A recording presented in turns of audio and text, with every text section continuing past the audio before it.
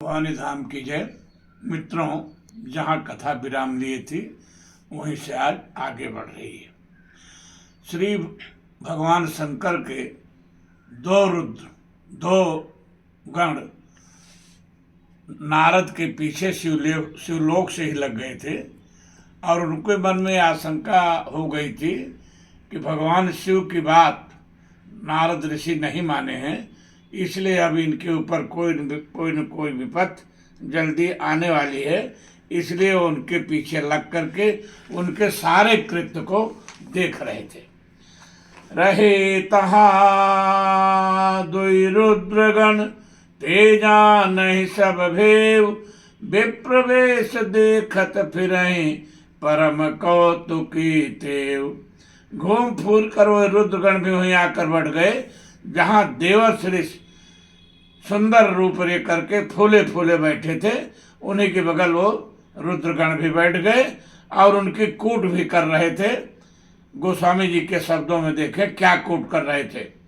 जहीं समाज बैठे मुनि जाई, हृदय रूपया हमित अधिकाई, तहाँ बैठे महेश गण दो, विप्रवेश गति लखई न को। करहि कूट नारद ही सुनाई, नीक दीन हरि सुंदरताई। रीझहि राजकुंवर छवि देखे, इन्हीं बरी हरि जान विशेषी। मुनि मोह मन हाथ पराए, हसे शंभु गण अति सच पाए। यद्यपि सुनहि मुनि अटपट बानी, समुझ न परई बुद्धि भ्रम सानी। वह प्रभु ने क्या रूप दिया है।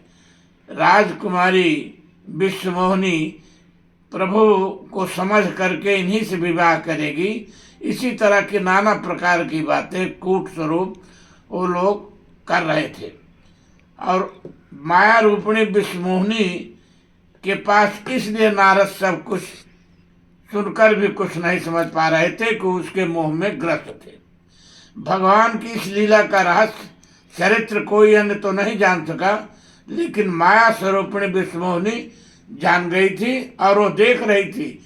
काहू न लखा सुचरित विशेषा, सो स्वरूप निप कन्या देखा।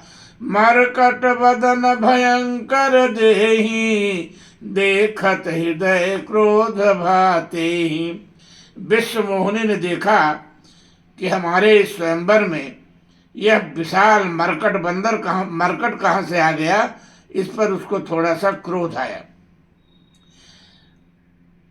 मेरे स्वयंवर में यह कहाँ से आ गया। आज तो स्वयंवर को नारद इसमें नारद के चार स्वरूप दिख रहे हैं इस समय। एक तो नारद अपने को विष्णु समझ रहे थे, दूसरे सभा के समस्त राजा उन्हें नारद ही समझ रहे थे, तीसरे रुद्रगण नारद को नारद व बंदर दोनों रूप में देख रहे थे, और चौथे विश्वमोहिनी को नारद केवल भयानक विराट बंदर ही दिखाई दे रहे थे। इस प्रकार से नारद चार स्वरूप से वहां इस समय विराजमान थे।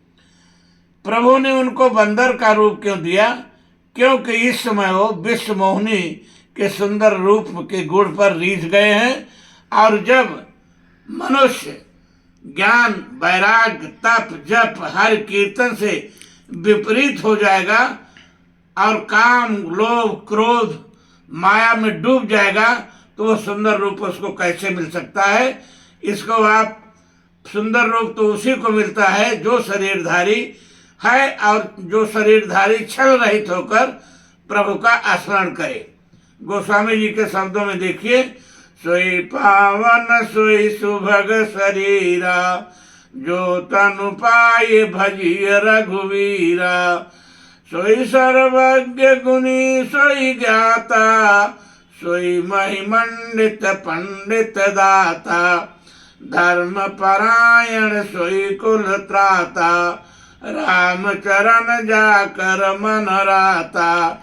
नीति निपुण सोई परम सयाना, श्रुत सिद्धांत नीक ते जाना। सोई कवि को विद सोई रणधीरा, जो छल छाणी भजई रघुवीरा। जय श्री राम। अब कथा यहीं विराम लेगी।